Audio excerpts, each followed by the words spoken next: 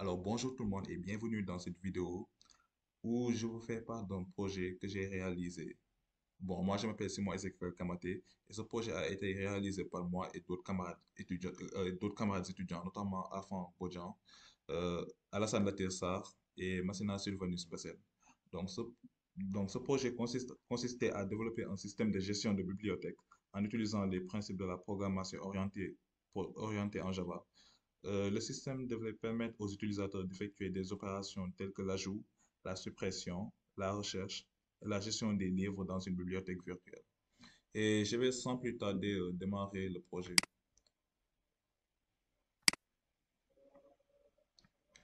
Donc, quand je démarre le projet, j'ai plusieurs options qui s'offrent à moi. Je peux ajouter un livre, rechercher un livre, emprunter un livre, retourner un livre, créer un utilisateur, modifier un livre existant, supprimer un livre, afficher les livres empruntés par un utilisateur, enfin quitter le programme.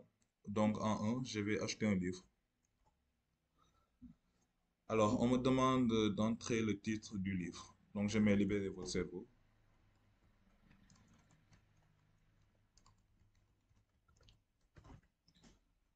Alors, on me demande d'entrer le nom de l'auteur. Donc je mets Idriss Aberkan.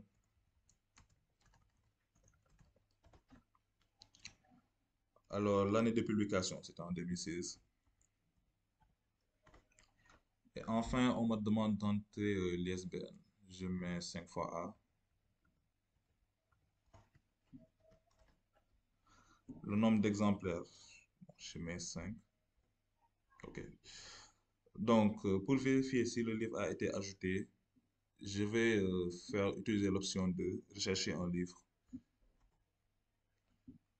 Alors là, on me demande soit d'entrer l'ISBN ou bien le titre du livre. Donc, moi, j'ai choisi de saisir l'ISBN.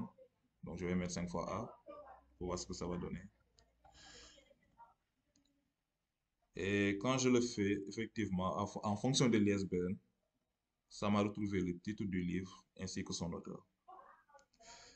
Et ensuite, je vais créer un utilisateur. Je mets Simon. Numéro, je mets 6. Ok, là on me demande si l'utilisateur est cotisé. Oui, effectivement. Parce que si l'utilisateur n'est pas cotisé, il ne pourra pas emprunter des livres. Donc je vais mettre true.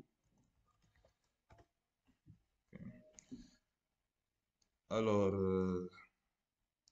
là, ce qu'on va faire, c'est que on va afficher les livres empruntés par un utilisateur. Donc je mets l'option 8. Alors on me demande d'entrer le nom de l'utilisateur. Je mets Simon. Et quand je saisis, on me dit que cet utilisateur n'a emprunté aucun livre. C'est normal vu que j'ai créé un utilisateur, mais l'utilisateur là n'a pas encore emprunté de livre. Donc, de ce fait, je vais utiliser l'option 3, emprunter un livre.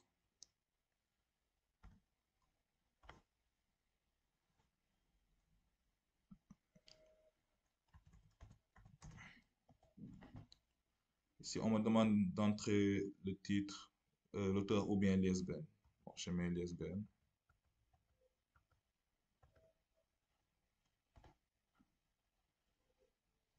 C'est bon, là, ça m'affiche que le livre emprunté a été enregistré avec succès. Donc, c'est bon. Donc là, on peut revenir pour utiliser l'option afficher les livres empruntés par un utilisateur.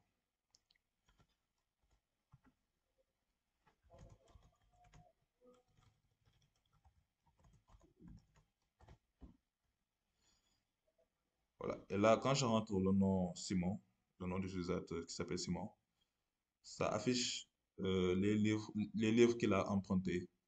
Et là, comme livre, il a emprunté seulement Libérer votre cerveau. Donc, ce que je vais faire, c'est que je vais acheter d'autres livres.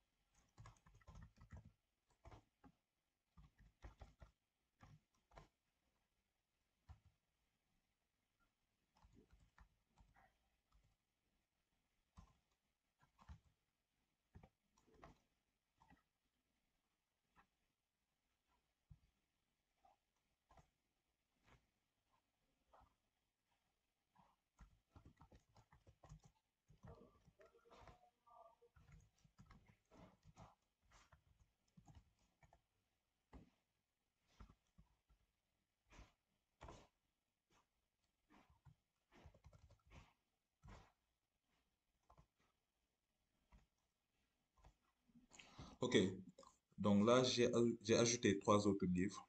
Et ce que je vais faire, c'est que je vais essayer de supprimer un des livres. Donc pour ça, je vais utiliser l'option 7. Là, on me demande d'entrer soit le titre, l'auteur ou bien l'ISBN du livre à supprimer. Bon, moi, je vais utiliser l'auteur. Donc,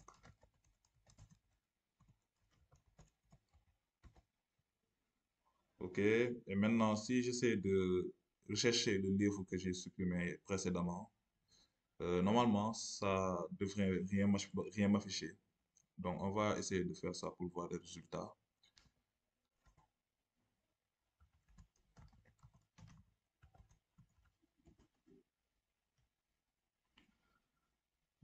Effectivement, là, on me dit aucun livre trouvé avec les critères de recherche spécifiés. C'est normal car le livre dont l'auteur est Albert Camus a été supprimé précédemment.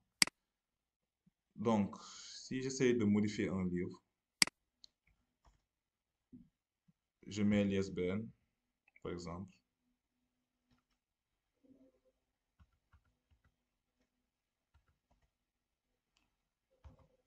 j'entre le nouveau titre.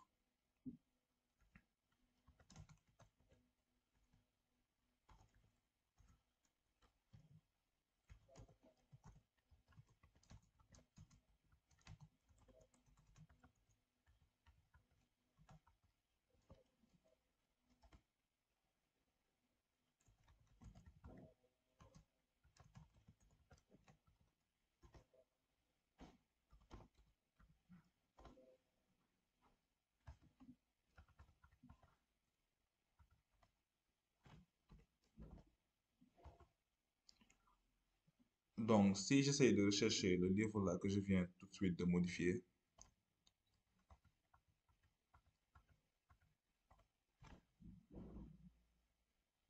vous voyez, ça a changé. Effectivement, les modifications ont été prises en compte. Car car précédemment, j'avais changé le titre du livre Libérez votre cerveau, qui est devenu maintenant la géopolitique de la connaissance. Merci beaucoup, c'était tout pour cette vidéo.